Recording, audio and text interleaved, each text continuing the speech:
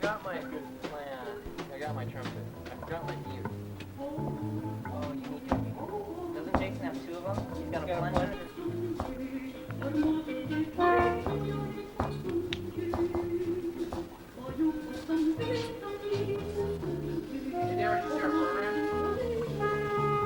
Show the program, Dylan. Show it. Let's see a program. Right here.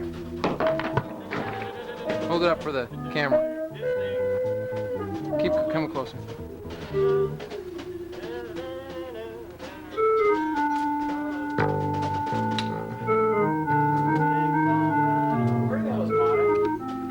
should be over here by now.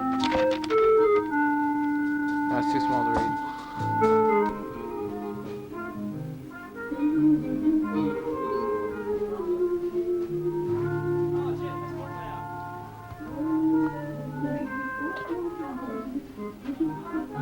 Charlie.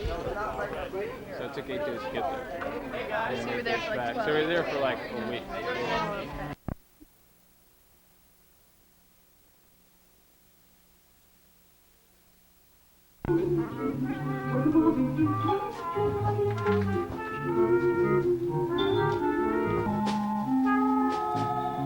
Morbido and Mosier, Commerce Club Theater critics. For The Butcher Shop. Welcome to the butcher shop.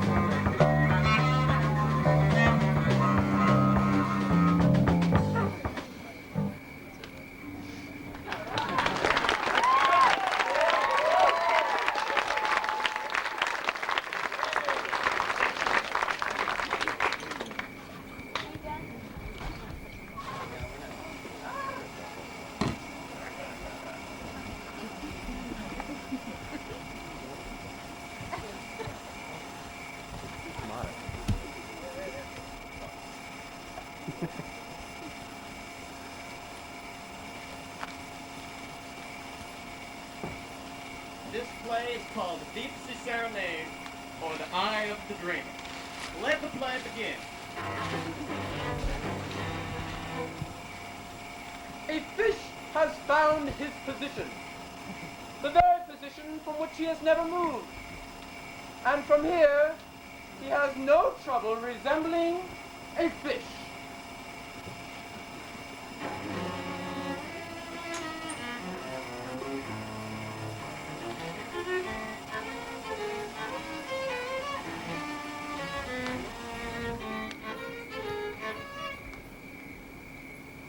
has a fish's head, so he's doing very well.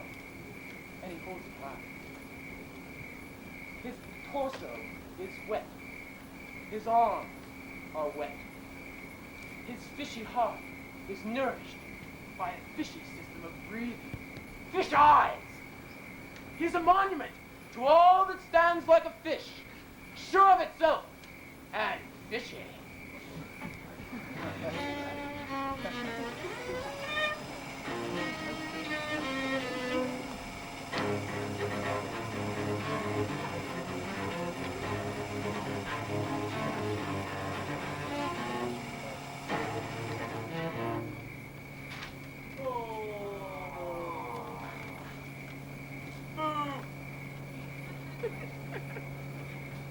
Put the projector back on!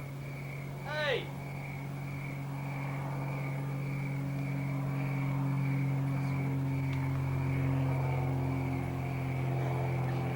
Shut up! I will introduce the film as soon as I introduce myself. To continue. A fish is never taken by emotion. A fish is complacent to swim aimlessly and simply blow bubbles. But in the end, when the oceans dry up, it marks the end of his fishiness. And this can seem a little humiliating to a fish.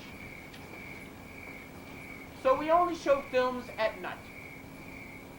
Now, without further interruption, a Sleepy Time presentation in full sleeperscope. Path of the Sleepwalker!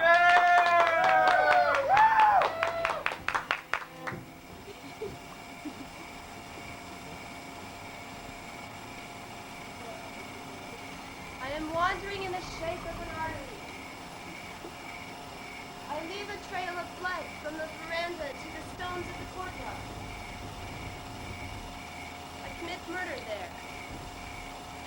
An old woman was trampled beneath the hoofs of those horses I frightened, and her glistening entrails are draped across the lakeside.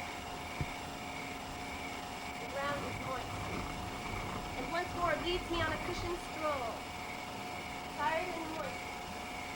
The Mexican culture, break of an apple. And I leap uncontrollably across the lurid, pissy gutters, across the terrible black hills, across the endless fields of cotton. And I see no goal. The path. Oh, no! Oh. What do you do? No. What do you do? What do you do?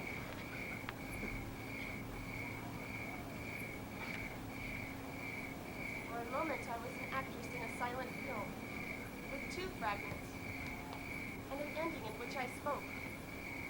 Remarkable. Was the audience outraged? Very. I feel ashamed, and it bothers me that such an incredible film was screened. You know, you brought it on yourself. Don't be so sure, Clam. I don't think it really happened at all.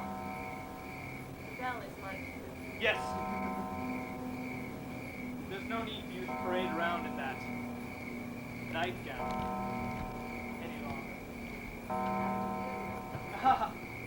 Follow a sleepwalker?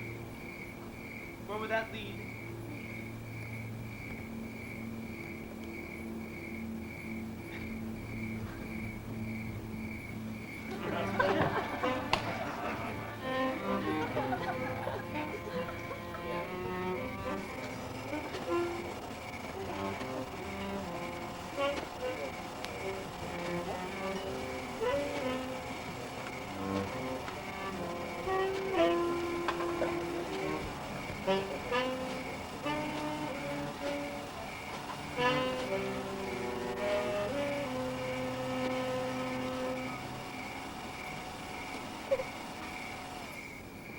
That little number was called The Love Derby, named after the play which has already begun. Let the play resume.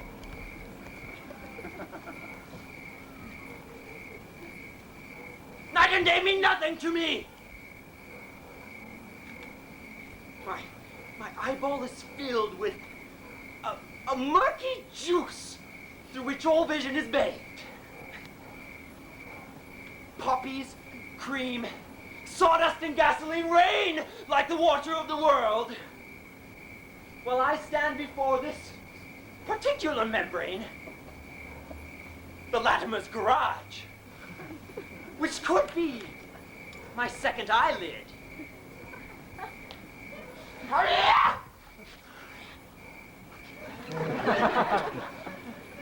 What is this I feel? It feels like the vulgar uterine lining tormented with pregnancy.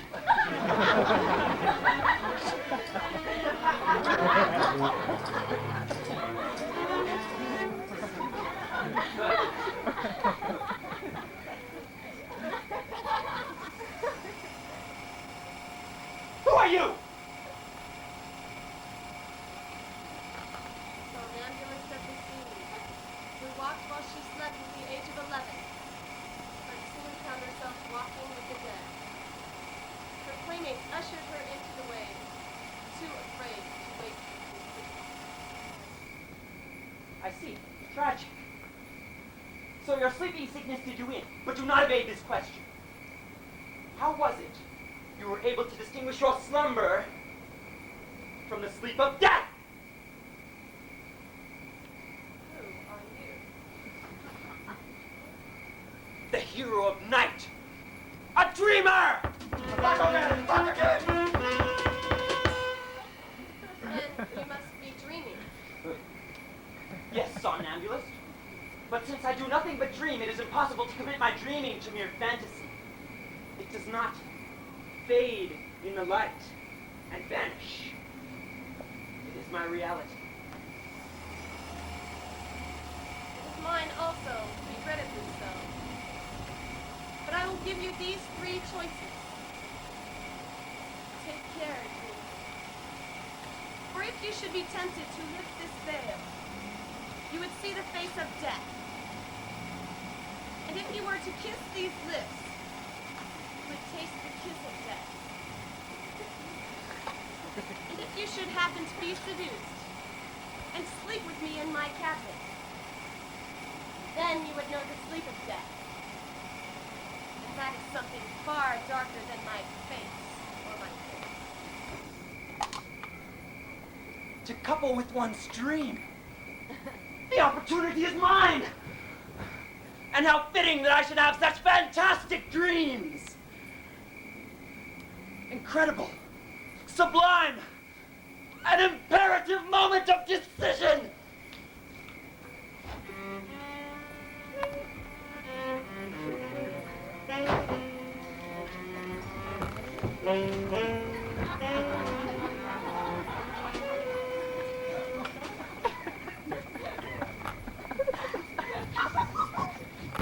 Give me that pearl, you clam!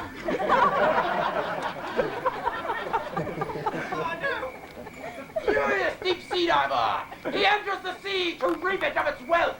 But the clam is a steel trap! What do you say to that, fish? I've been shocked.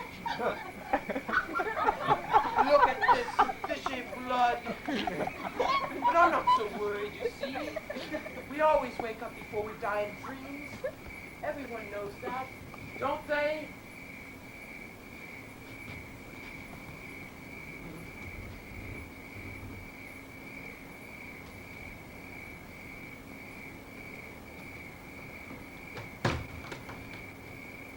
It always happens like this. Agony, frustration, torture, anything. It starts to resemble a nightmare, but in the end, the illusion is revealed. And nothing very harmful ever occurs at all. Cough it up, Clam. This is your last chance. But I don't have it. You have it right under your tongue.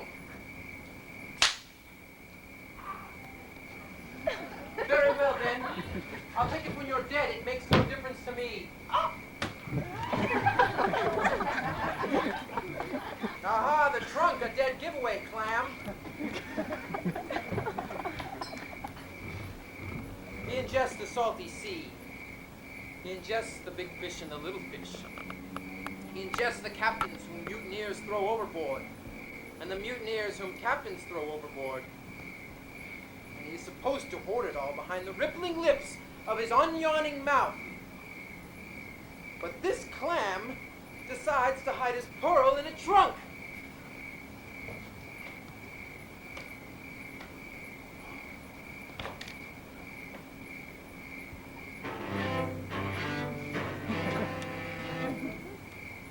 What a dreamy monster! This will help pay the bills back on dry land where men jump up and down like apes.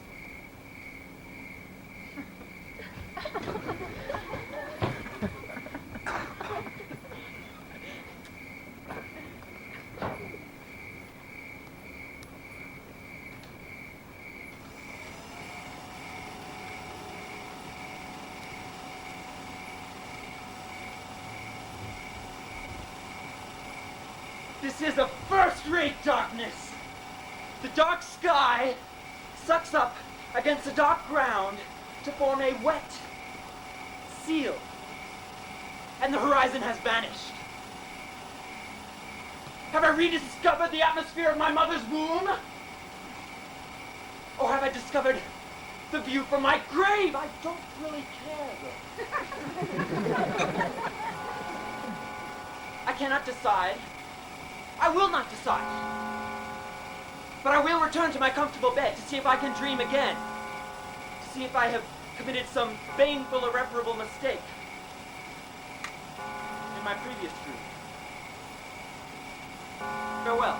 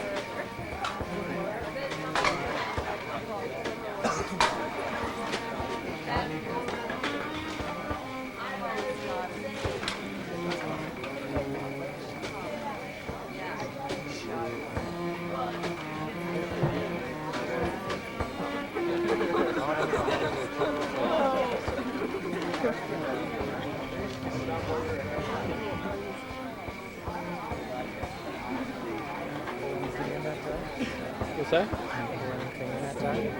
Uh,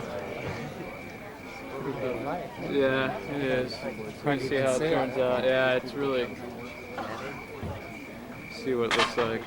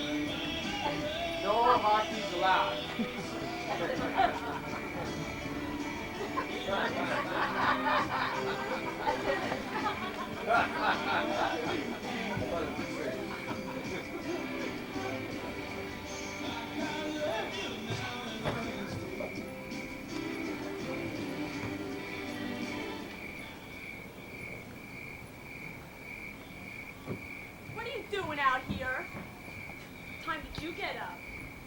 Bryce's room is a mess. It's almost 9 o'clock. Kids haven't eaten breakfast. Could you turn the stereo off, please? No, Please turn it off. please don't talk. Now listen to me for a second. Lyndon Arden stole the highlights with one hand tied behind his back. What are you talking about? And the whiskey like water flowed through his veins. So what? Just turn that thing off. And he loved the little children, just like they were his very own. So what? You had to get to work. You can't even get your car out of the shop.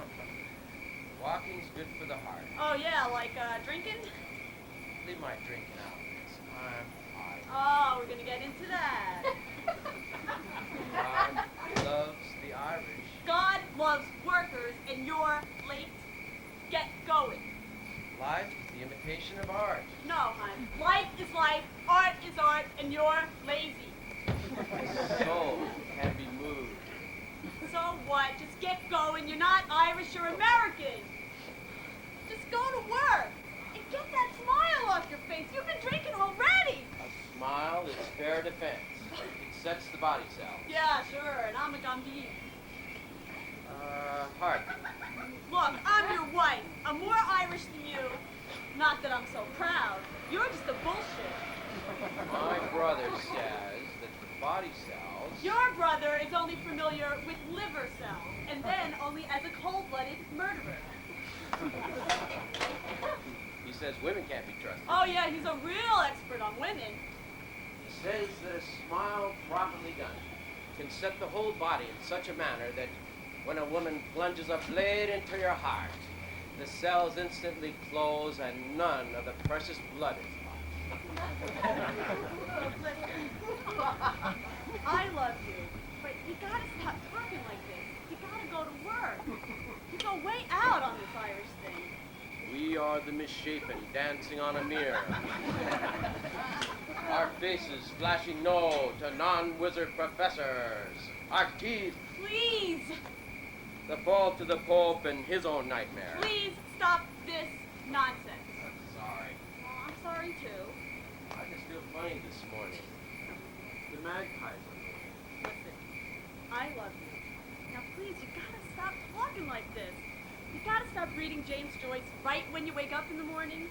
Can't you wait till after work to crank up the Van Morrison? And can't you tell your drunken friends not to come over on weeknights? My drunken friends, Yeah, your my drunken drunken friends. Goose and Rosie, right? To name a couple? Listen, if she's such a drunk, how could she ever write something as good as this? Now read it. Oh, Pulitzer Prize material, I'm certain. Read it out. Goose in BC, as told by Rosie Clearwater. I am lost to describe this man's activities on July 1st, 1960, that inglorious day when he scribbled his name across this or what modernist world. What is this? He was living at the time, in 1960 now, in Canada at a place called Fernie, BC.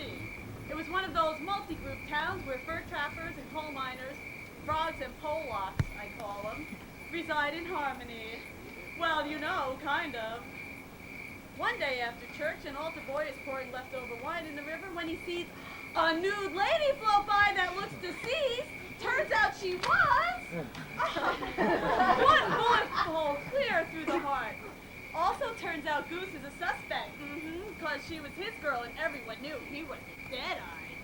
Well, truth is, cross his heart, he says. He is as innocent as the driven snow. Honey, this is just trash. Come on, you're not reading it right. It's not that Well, bad. you read it.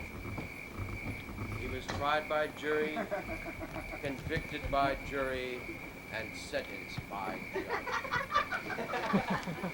Same sentence as English Queens get for adultery in office. Yeah. Which gets us to July 1, 1960, a.k.a., as Goose says, the same way that you and me say land o' plenty or pot o' gold. Or crock o' shit. Hate o' death. He wakes up that morning, shaves, and heads for the electric chair. Goose calls it the kilowatter. They strap him in and ready to switch. Goose smiles like he knows something they don't, which he does. Because with seconds to spare, this pontoon plane lifts off the river, but not far enough, and plows into a major transformer which dejuices all light bulbs and electrical chairs in Fernie, BC. The plane had only one person in it, the pilot, The pilot? who, an instant before the crash, jumped and fell into Tony Tunato's boat, and damn if the pilot didn't tell Tony right before he died that he, the pilot, had been the one that killed Goose's throat. Because she drove him, the pilot, mad, talking about Goose all the time she was spending with him, the pilot, in Perry Delicto when Goose was out of town. Which Goose says is a lesson for all of us. But he don't explain. No, not yet. Instead, he pays Jimmy, the sweetest bartender in town, grabs my arm and says, "Let's go home to your place. I've had a few and I'm mad because Goose don't want to talk anymore. Tell me the lesson, Goose, please. Tomorrow," he says. "Tonight," I say. But Jimmy, God love him, like Solomon parting the Red Sea, says, Solomon. "No fight." And looks me in the eye and says, "If you can't be with the one you love, love the one you're with if you want to live." Now, Jimmy, what a smart guy. Now, darling, that's literature. That is easy to understand as your idol, James Joyce Almighty. Ah, now someone told Joyce about a cannibal prince who picked his consort by lining the village women up against a vertical pole, and his choice was the one whose rear end extended furthest behind the pole. Now, what did Joyce do? Stop. This is gross and it is degrading. What did he say? Please stop. All right, try this one. What was Joyce's wife's name? Oh, wait, I know this one. It was Nora. It was, Nora Barnacle. Nora Barnacle. So stop riddling. Barnacle? Barnacle. And where did that great family name come from? Barnacle Bill the Sailor. The Barnacle Goose of County Mayo. And where did that great goose come from? Not from an egg. It was not hatched. But from the sea. Hence, pasta fish. It could be eaten on Fridays, a very popular treat. Please, stop. I'm sorry. Don't be mad. Can we talk for a few more minutes? Yes, but will you calm yourself down and turn off the stereo? Thank you.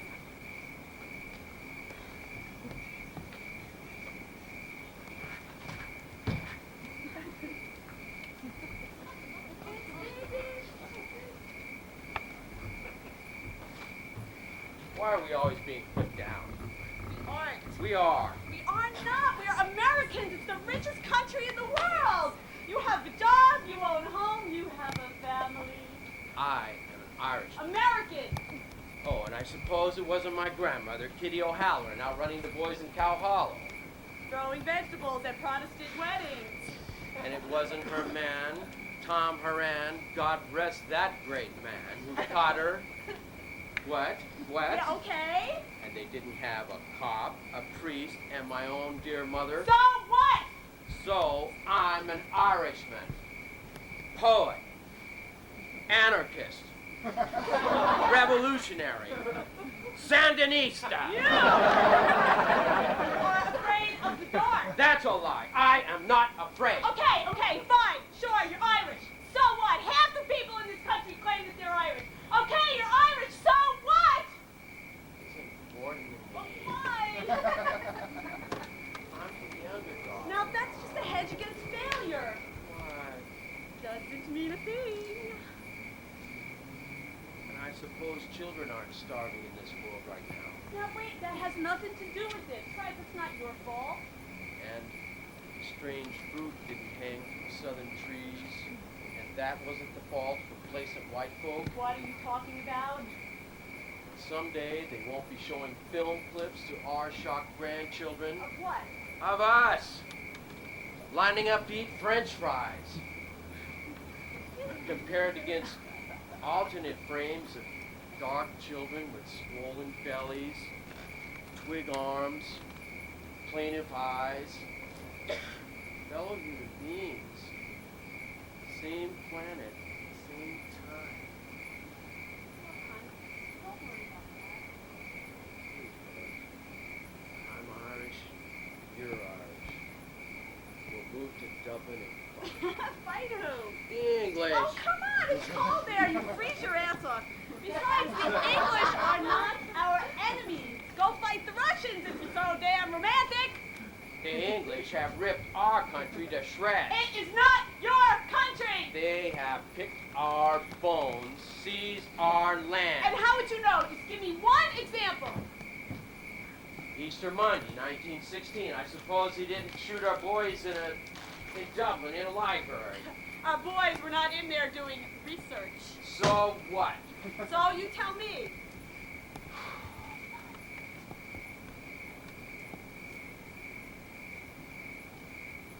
Now, in a time to be, wherever green is worn, art change. Change utterly. A terrible beauty is born. Is that Yates? It's Well, that proves one thing. Poets really are more dangerous than generals. more important. No, more dangerous. Look, that is old history. The English are our friends. They are not. They are! And the English don't claim that the Irish believe in Greece. Oh, well, we do. And they didn't say the Irish believe that the priest can turn God into a biscuit and they eat it. Well, And they don't make unfair laws. well, how would you know? And they don't make us follow the law. Like judges, like government, like big business. Well, they should. But listen, Karen, they don't love the little children just like we would if they're alone. They would never fight with one hand tied behind their back. The Irish do. The Irish would. When they celebrate, take St. Patty's Day. You take St. Patty's Day. What? Hey, you know, some people have said, scholars even, that St. Pat was no friend to the Irish people. And some people's heads have gone soft too. Paddy is our boy, a great one. Paddy is as great a hero to his people as history is known, Why? because he stands for our image. Yeah, what image is that? Read Malachi. Oh, Malarkey? Clouds on the ground. In the womb or on the town. In their mother's eye. Baby gods. That's beautiful. Now will you get to work? All right.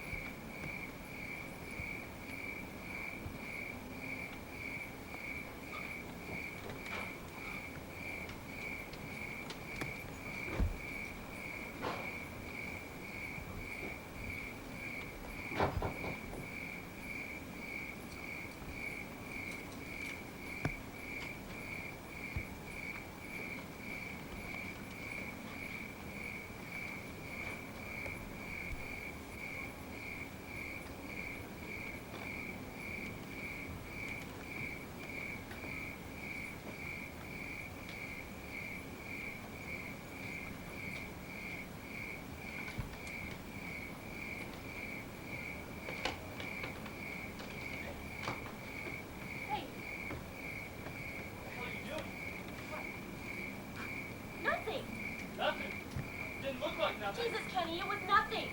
Stay out of the closet, Marie. I already warned you once. Hear that? I think we got a clogged drain pipe. I've been telling you that for weeks. Yeah, well, I just figured it out, all right? I never heard it like this before. Why don't you tell the manager? I have. He says he'll get to it. Next year he'll get to it, just like he fixed the dryer downstairs. If you want anything fixed, you gotta fix it yourself. So why don't you fix it?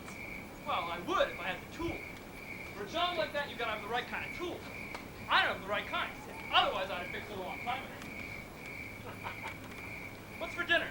There is none. How about a cup of coffee then? Nope, all gone. There was some in the pot last Jimmy night. finished it off this morning. The kid's only 7 years old. He doesn't need coffee. Do you want some instant? We've got some instant.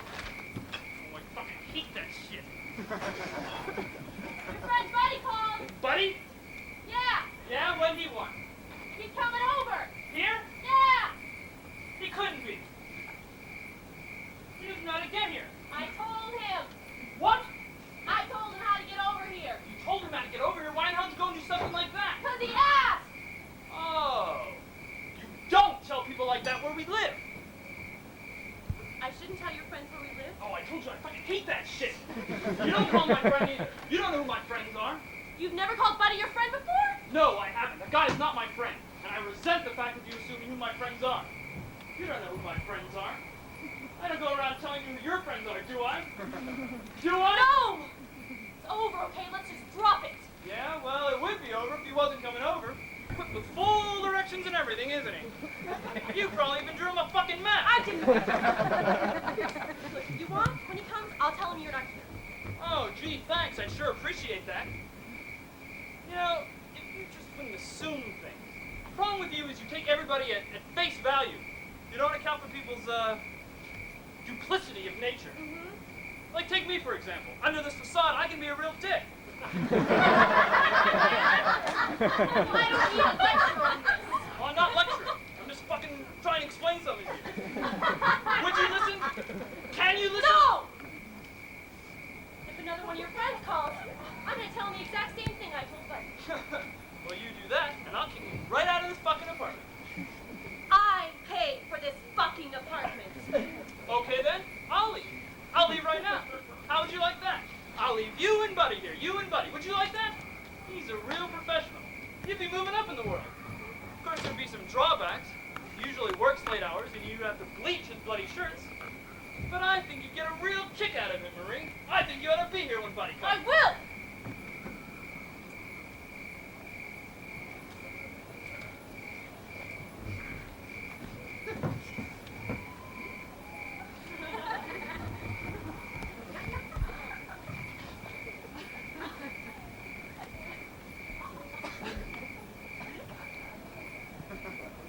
Oh, honey! Marie! You never told me if you saw anybody while I was gone. Sure. Why? Just curious. Anything very, serious? No. Well, one guy, an accountant. Accountant? Yeah. He was real successful. He took me places. Oh, where? Hawaii? Disneyland? Or maybe Acapulco? Where else does the TV tell you to go if you're brain dead? Florida! I bet he took you to Florida. Fort Lauderdale. Didn't you always want to spend your spring break there? Maybe he was your type. You know what my type is? You've been gone 7 years. My tastes have changed. I guess so. You want to know the truth? I don't think I ever had a taste for your kind. My time? Yeah, you know, the needy type.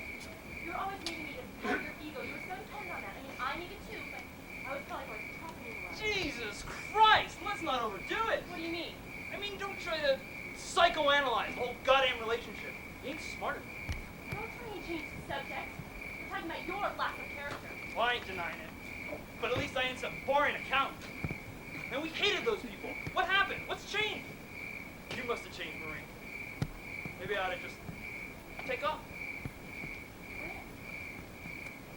Somewhere? Oh, let me guess. No. San Luis Obispo.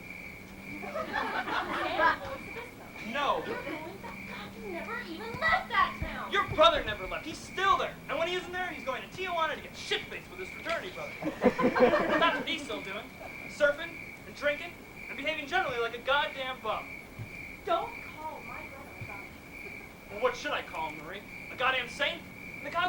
college. I have no idea how he graduated from that school. He was a mess. Physically, mentally, morally. I tried to help him a lot, but... Well, I did! But he would never listen to me.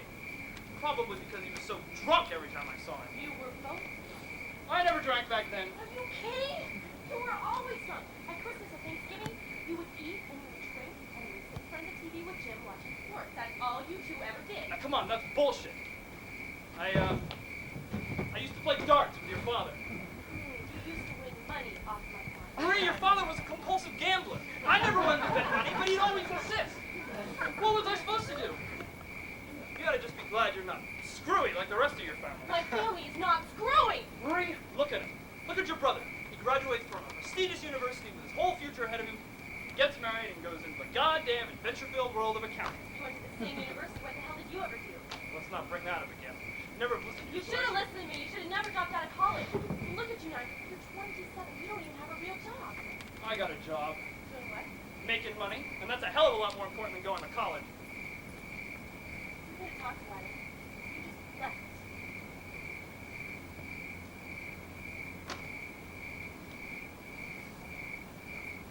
I'm back, okay?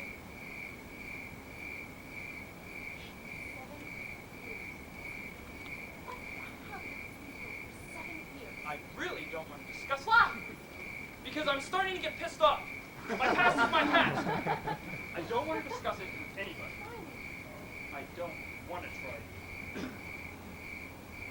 Some kind of trouble or something? Is that why you came up here? I came to Seattle because I wanted to see you.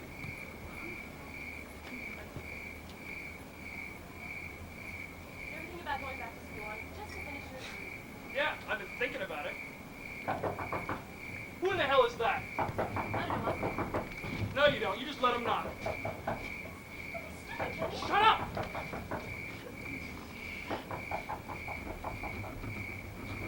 Marie, don't open that door.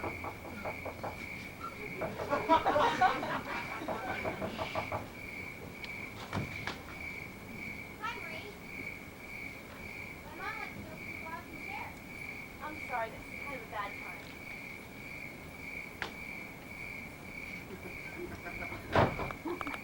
What the hell kind of stuff was that? I could have killed you just now. You don't get out of your Oh, shut up!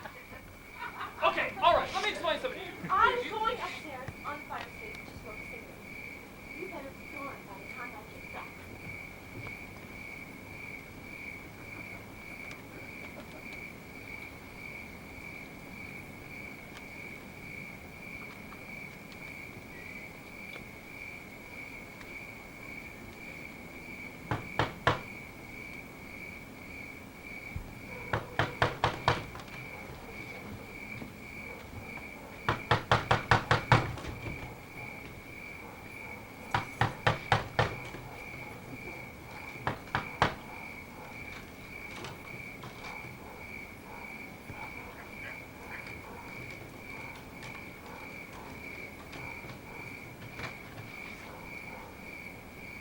Professor,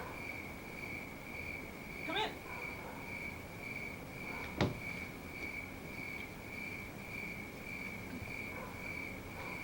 I'm sorry I didn't get to say goodbye. I didn't have time. I said I'm sorry.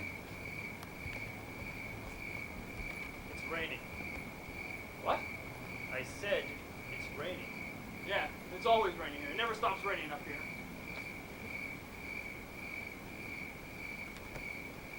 Do you miss California? No. Do you have a raincoat? Yeah, I got one. Something's wrong. No, there isn't. I think there's something wrong. Really? There isn't. You and Marie. We're fine. We split up. Good. She never deserved you. She was obnoxious, a show-off in class, a waste of a vast intelligence. Yeah, well, we're back together again, sort of. Oh, I see. I hate the rain, don't you? No.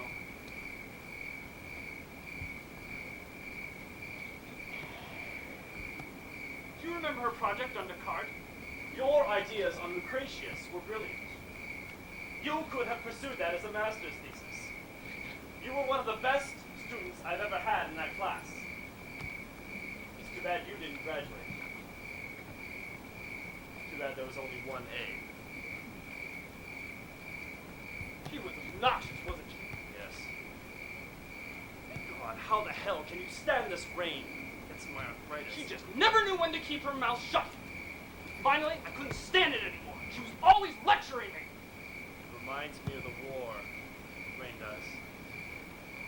It's like I was back in it.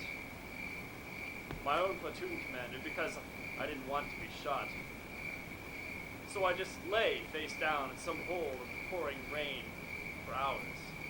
And it just kept raining. And I lay there for days, too afraid to get up. And I couldn't see through the rainwater. And I went to the bathroom in my pants, and I waited, and I waited, and it just kept raining. I was so soggy. I was a shriveled prune! The battle! What happened? I don't know what happened.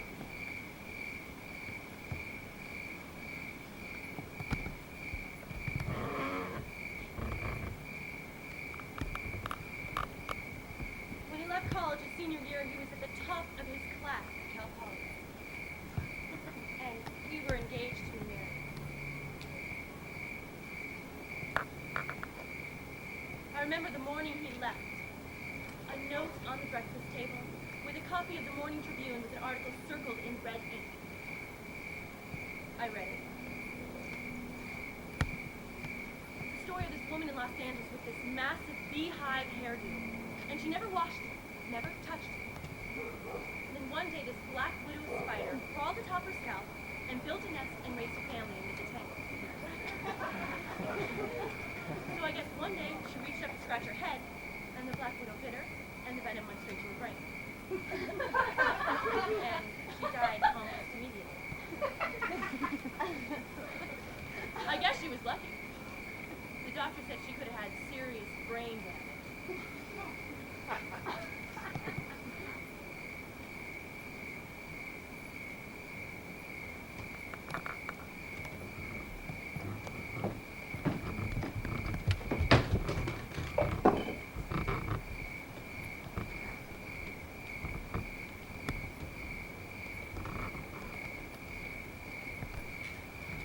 Uh-huh.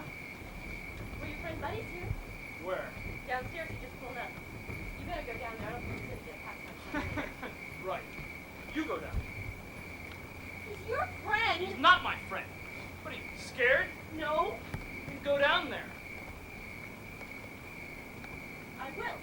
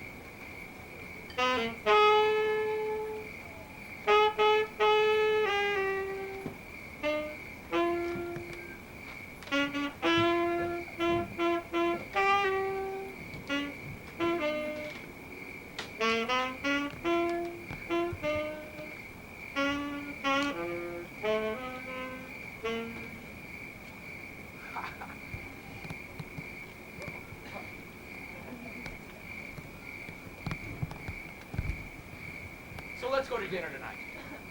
I'd love to. What you think, Kenny? Why do you want to go out to dinner?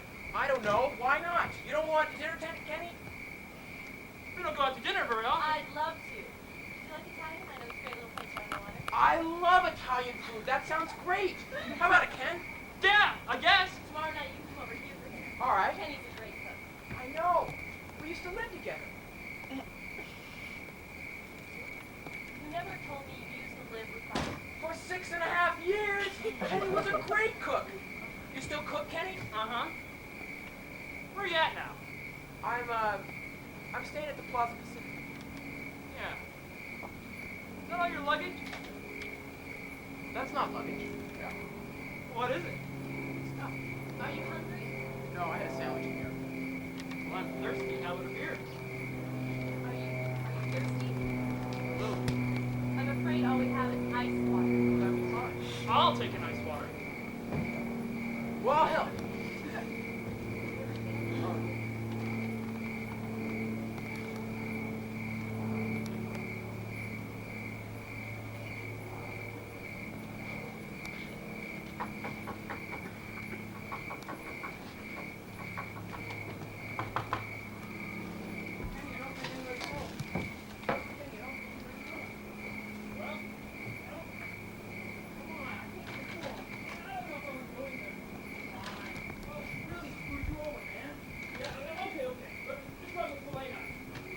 What about the skillet?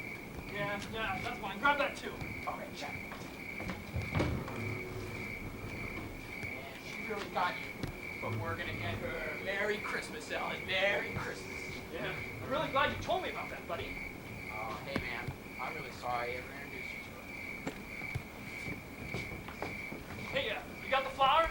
Check. They're there. How about those tapes? Yeah, check. Hey, what about that bottle of wine? You know where that is? Yeah, that's probably in the fridge. Yeah, get that. 72 Chateau. Check. Surprise! Happy birthday, Ken! It's your birthday!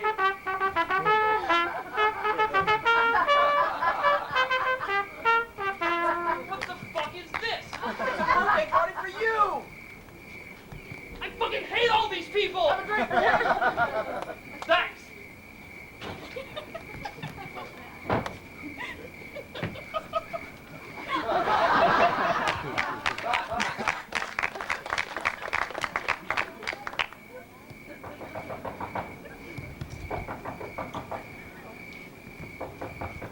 What?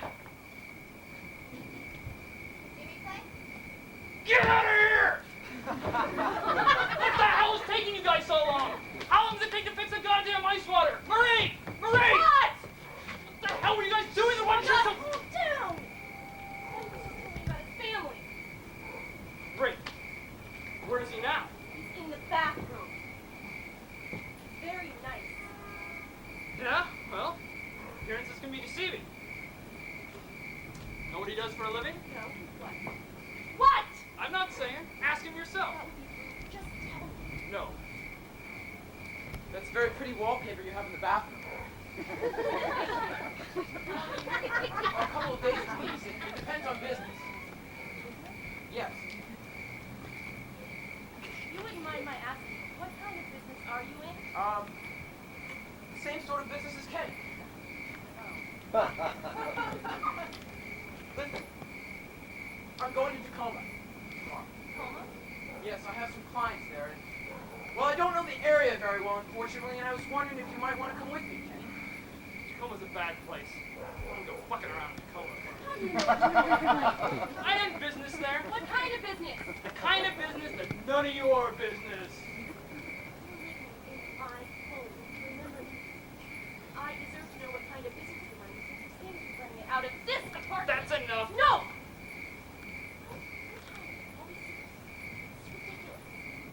Always hiding things, you're always whispering. I can't even go in my own goddamn closet. Get away from the closet, Marie. Marie, get away from the... What's that? Hey, where'd you get that key? Give me that key. What's Hey! in the closet, Kenny? Go to hell!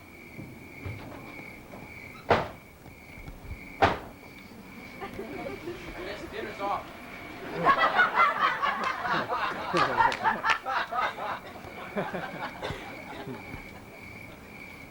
don't have your money yet, but I'll get it for you. Don't I'll- worry, Kenny.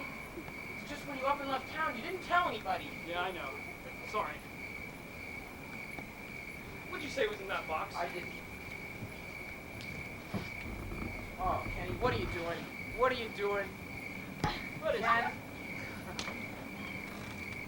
It's for me? It's not my birthday.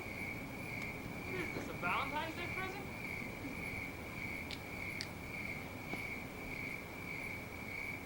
Rum cake. You brought me a rum cake. Some things never change. You never put enough rum in it, but a rum cake, believe it or not, is gonna have a lot of rum in it. Half a cup plus a third of a cup to make this a Baglioni. That's the key to the whole thing.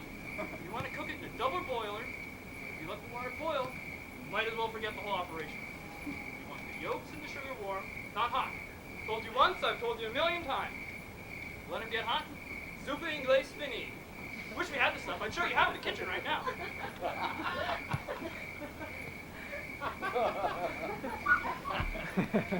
What the hell are you talking Rum cake. You still don't know how to make it. about? Rum cake? Who cares about the damn rum cake? I do. The people of northern Italy do. It's their favorite dessert. Listen, Kenny. Your mother called me a punk. Don't you understand? Yes, I do. She said she's broke, and she can't send you any more money. Why don't you run to the market and get me 5 cups of strawberries, some candied fruit, enough sugar and eggs, yeah? Some whipping cream, some unsweetened chocolate, and a fifth of rum, the good kind. Listen, I'm gonna take off.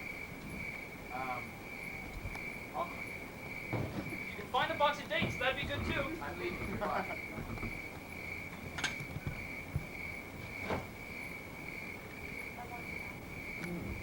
I'm going into that closet, and I'm going to dump all your stuff in the hall.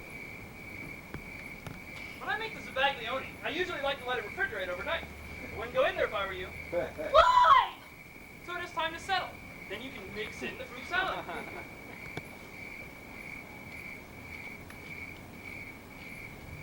You want to bake a cake? Is that what you want to do?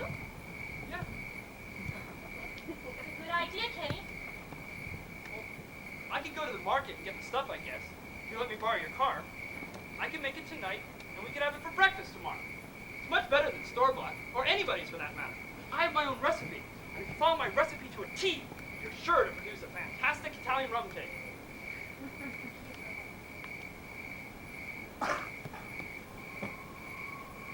You're gonna love this cake. When we had an apartment in the city, I used to bake it for Buddy all the time. He wouldn't eat it anywhere else. And San Francisco has some of the finest Italian rum cake anywhere. So I guess I'll do the shopping. Anybody want to come? Buddy? Where's Buddy? Oh, he left. Okay, but he better have the kitchen clean by the time I get back. Can't cook in a dirty kitchen. Marie will show him where everything goes. And when I get back, I'll get a bottle of wine, we'll have some hors d'oeuvres, and of course, my rum cake.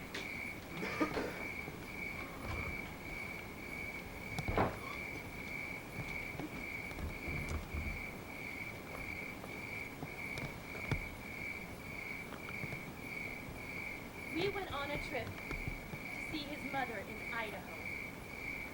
It was in August, I think, the weather was really hot and sticky. She lived in a small town. It was your typical small town, one pharmacy, one gas station, and a bar. So we get there, and his mother's really sick. And we're hardly there 5 minutes. And Kenny gets up and says he's going to the market to buy a bottle of scotch, but he'll be right back. And so he leaves me there with his mother, who I hardly know. And we sit there and stare at each other for an hour before the phone finally rings. And it's Kenny. And he says he's down at the bar having a drink with some of his old high school buddies, and he wants me to come down. So I say he'd better fetch his butt home. And he just laughs and says, "Stay down there." So I sit there with his mother 2 days.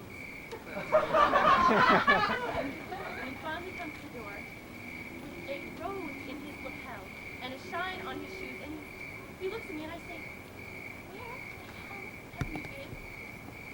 And he replies, "Where the hell have you been?"